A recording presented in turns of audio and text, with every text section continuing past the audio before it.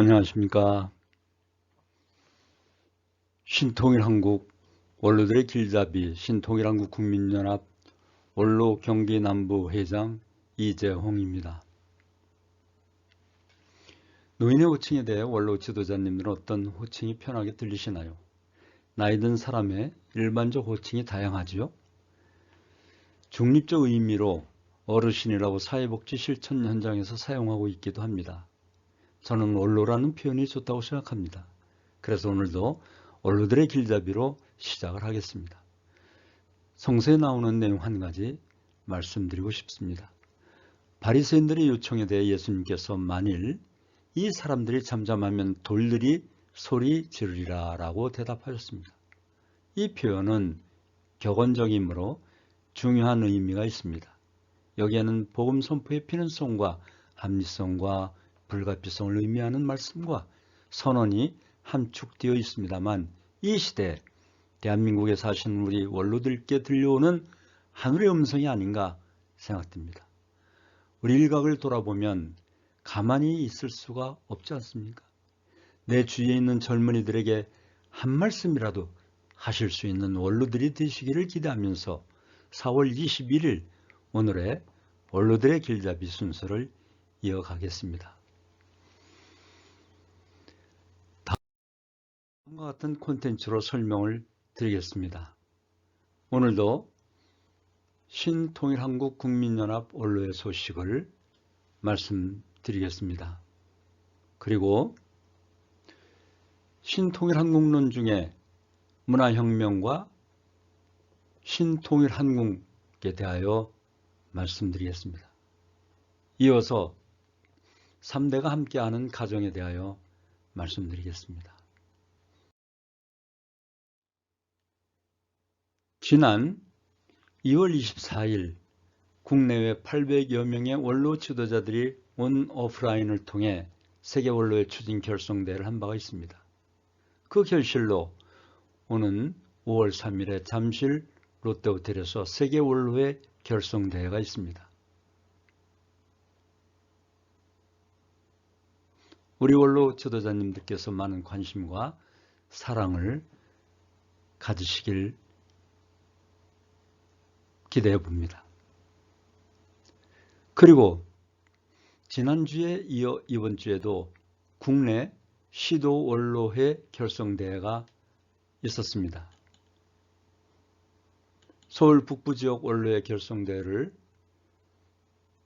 어제 지난 4월 20일 목요일이죠. 천승교구 성전에서 있었습니다. 그리고 바로 오늘 제주 해양지역 원로의 결성대회가 해양교구 성전에서 있었습니다.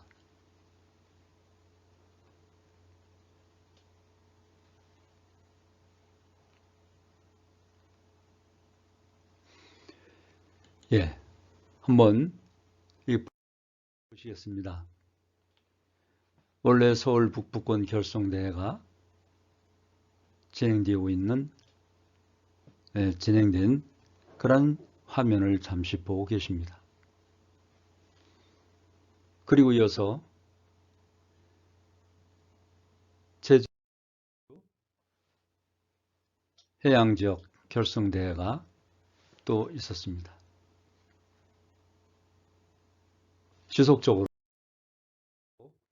이와 같이 각 시도 원로의 결성대회가 실시되고 있습니다. 많은 관심과 참여를 부탁드립니다. 신통일한국론 중 문화혁명과 신통일한국에 대해 말씀드리겠습니다. 어떤 분은 남북 이데올로기 문제는 쉽지 않다고도 합니다. 그러나 냉정하게 생각하면 나라가 없으면 가족의 호족 등록을 할 수가 없지요. 즉 가정도 제대로 존재할 수 없다는 뜻입니다.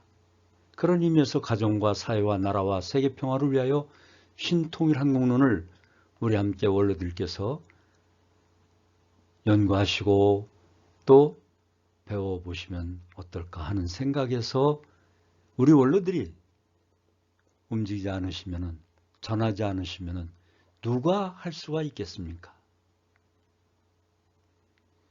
많은 관심 또 귀를 기울여 주시면 고맙겠습니다.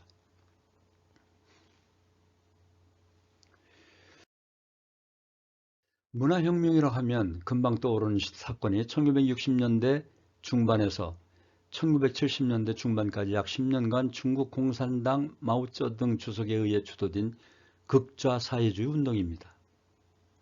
당시 마오는 공산당 내 반대파들, 즉 마오의 중공업 정책, 일명 대약진 운동을 비판하고 민생 경제에 주력할 것을 주장했던 유사우치와 덩샤오평을 중심한 실용주의 세력들을 숙청하고 실추진 자신의 권위를 회복하고자 청소년에서 대학생까지 젊은이들로 구성된 극단주의 세력인 홍위병을 편성하여 문화혁명의 전위대로 활용했습니다.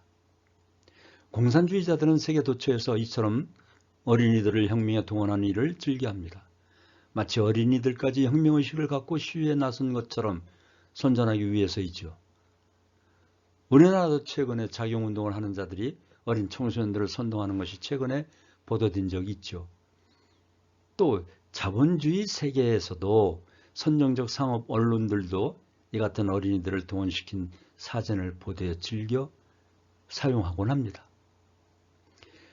대약진 운동 당시 마오쩌둥은 체면 세우기에만 급급하여 당장 인민들이 먹을 식량을 수탈해 공산권에 수출했기 때문에 최소 3천만에서 최대 5천만에 달하는 인민들을 굶어 죽게 만들었습니다. 마오의 홍위병을 동원한 이 권력투쟁운동을 문화혁명이라고 부른 이유는 이 운동이 먼저 부르주아적인 사상, 문화에 대한 투쟁으로 시작되었기 때문입니다. 지금 우리가 하고 있는 신통일 한국론 운동과 대조적이기도 합니다만 영화, 심지어 음악, 미술 등을 이용하여 의식화운동하는 좌경 세력들이 지금도 우리 주변에 있지 않습니까? 이처럼 공산주의자들은 공산주의를 손쉽게 대량 보급하기 위한 방법으로 문화활동을 혁명의 무기로 이용합니다. 그러므로 이 탄원에서 문화혁명이란 제목의 목적은 마르크스주의의 문화혁명과 주체사상, 이론을 일부 분석하고 대안을 모색함으로써 다가올 통일시대를 대비하는 데 있습니다. 문화혁명 바람은 비슷한 시기에 중국뿐만 아니라 유럽에서도 일어났으며 그 바람이 한국에도 들어왔고 지금도 불고 있습니다. 유럽의 문화혁명은 네오마르크시즘, 다른 이름으로는 프랑크푸르트 학파의 마르크스주의자들에 의해 주도되었습니다. 철학자, 사회학자, 심리학자, 음악가 등 다양한 직업군으로 구성된 이들 유태인 학자들은 제1차 세계대전에서 패배한 독일이 공산주의로 나가지 않고 나치즘으로 진행하는 모습을 보고 마르크스주의의 유물사관의 회의를 품었던 것입니다. 그들은 제2차 세계대전이 일어나고 히틀러 유태인에 대한 박해가 심해지자 미국으로 피신했었습니다. 제2차 세계대전 종전 후 다시 독일에서 결집된 그들은 마르크스주의 이론에서 핵심은 엥겔스가 이야기한 것처럼 유물사관과 잉여가치설이 아니라고 발표했습니다. 마르크스주의의 핵심은 그의 인간 소외론이라는 것입니다. 그들은 레닌의 폭력혁명론을 부정하고 노동자 계급이 아닌 이상주의에 도취된 청년 학생이 혁명의 주력군이 되어야 한다면서 문화혁명론을 주장했던 것입니다. 그들의 이론에 1960년대 말 유럽의 청년들이 의식화되어 도처에서 폭동을 일으켰는데 이들을 쉰좌파라고 부릅니다. 유럽에서 일어난 그 바람이 세계를 휩쓸고 한국에도 들어왔습니다.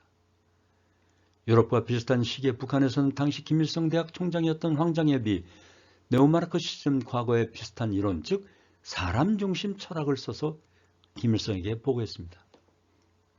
김일성은 그것을 자신의 주체사상의 골자로 삼으라고 허락했던 것입니다.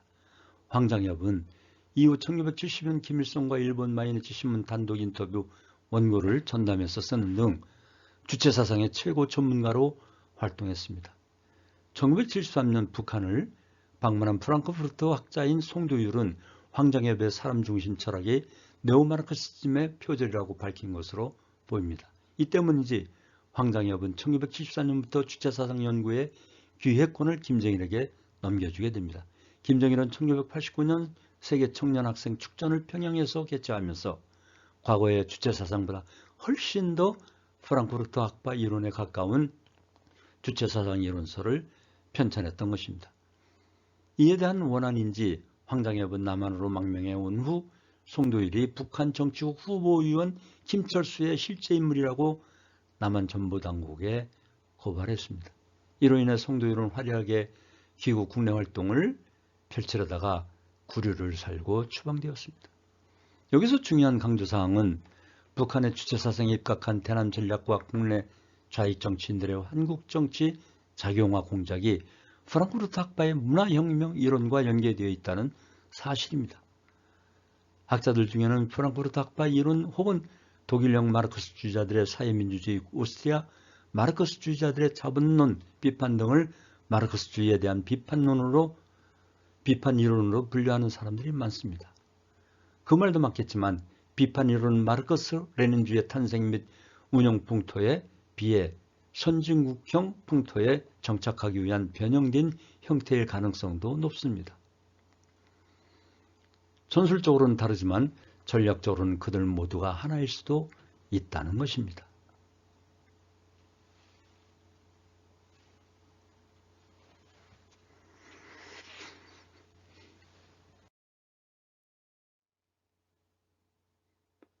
이 사전은 프랑크푸르트 학파 이론에 입각한 동성애 법제화에 반대하는 국내 보수적 시민단체들이 시위를 하고 있는 장면입니다.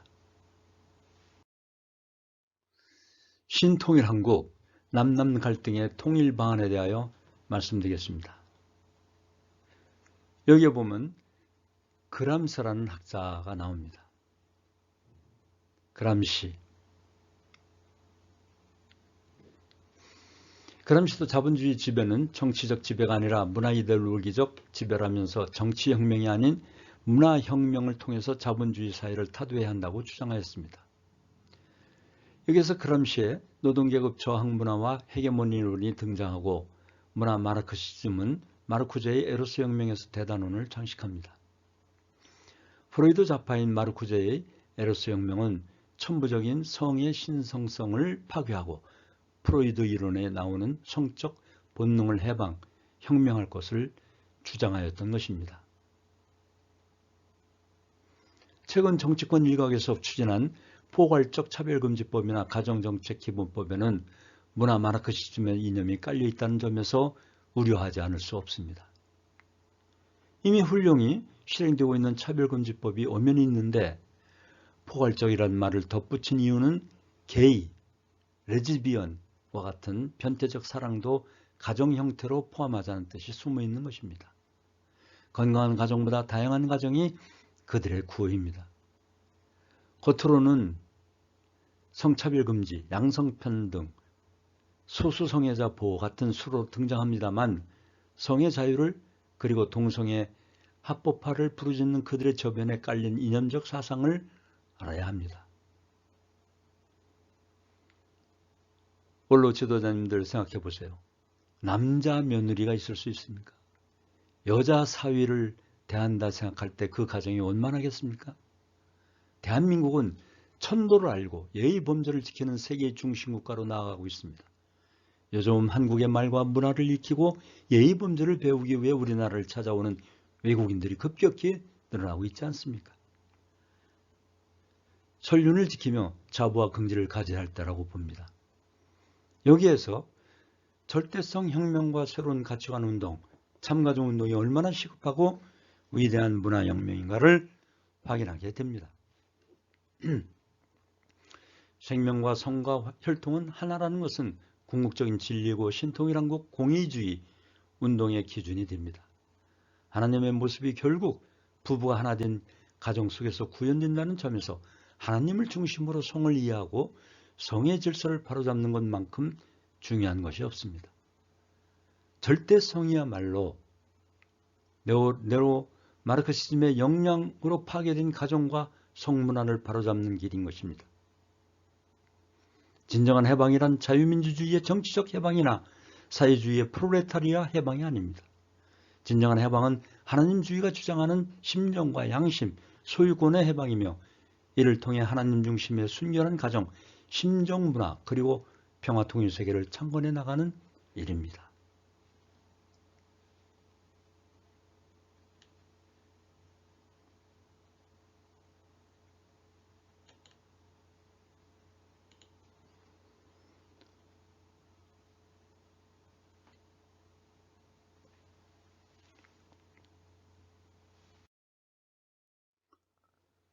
공의주의는 양심의 심정의 명령을 부모, 스승, 주인의 삼주체로 삼는 보편적 윤리를 말합니다.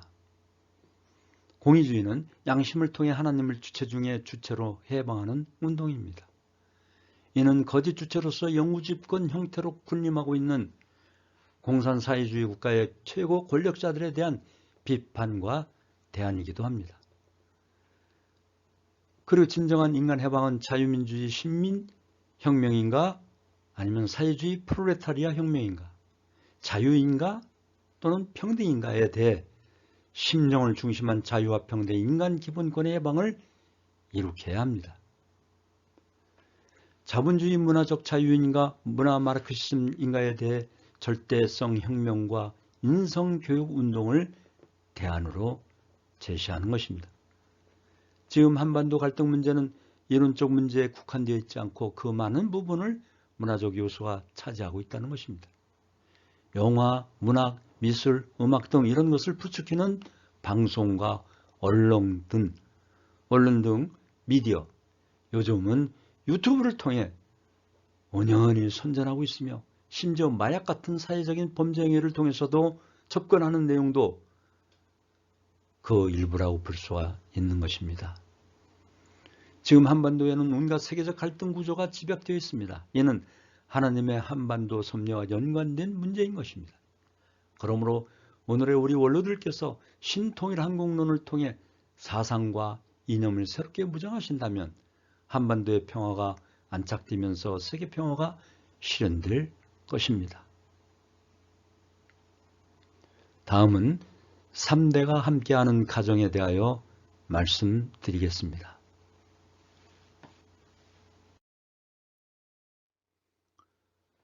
한국의 고령화 속도는 가장 빠른데 노인 빈곤율은 이미 OECD 국가 중 1위이고 속도는 빠른데 대비는 부족한 것입니다. 또한 노인 자살률이 불명예스럽게 1위입니다. 우리나라의 전통 중 하나였던 노인 공경 문화는 점점 사라지고 있습니다. 최근 노인 혐오 표현인 어른들의 비하적인 단어 틀딱충이라는 신조어가 생기기도 하는 등 이젠 일상 속 세대 갈등으로까지 번졌습니다. 시간이 갈수록 사람들이 노인층과 젊은층 간 세대 갈등이 심하다고 느끼고 있습니다. 살아온 시대와 환경이 급격히 바뀌어 서로를 이해하기 어려워졌으나 과거에 비해 소통은 훨씬 줄어든 게 그 원인입니다. 앞으로 인구 중 노인 비율은 훨씬 높아질 터이고 젊은 층과 노인층 간 소통의 장을 마련해 세대 갈등을 해결하는 게 우리 사회의 또 다른 과제입니다. 이런 문제 해결에 원로들의 길잡이와 그 한 몫을 하리라고 장담하고 싶습니다. 물론 정부와 젊은 층 그리고 노인층의 자체 노력도 중요하죠. 빈곤, 질병, 퇴직, 고독 이 사고에 시달리는 노인들이 가족 간 단절로 노인이 겪는 어려움이 커져가고 있습니다. 근데 긍정적인 연구 결과도 나왔습니다. 스탠퍼드 대학의 로라 카스텐센 교수가 제시한 사회 정서적 선택 이론에 따르면 젊었을 때는 살면서 생기는 나쁜 일에 더 많이 고민하고 걱정하지만 노인이 되어서는 나쁜 일보다는 좋은 일에만 집중하면서 살게 된다고 합니다.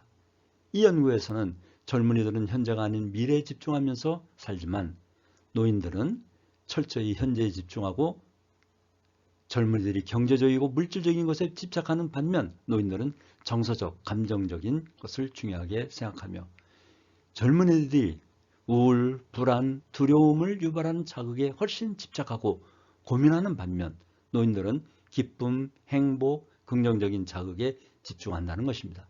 또한 부정적 자극을 의도적으로 회피한다는 것입니다.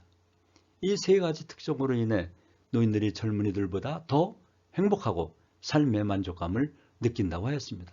저는 이 연구 결과뿐만 아니라 미래를 위해 자라나는 아이들의 영성을 위하고 사회 안전성과 국가 발전과 세계 평화를 위해서는 꼭 3대가 조부모, 부모, 자녀 이렇게 3대가 어우러져 잘 살아야 한다고 봅니다.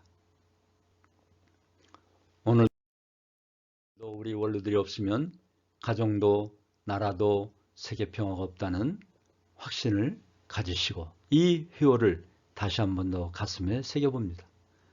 원로 지도자님들 건강하시길 기원드리면서 오늘의 길잡이를 마치겠습니다.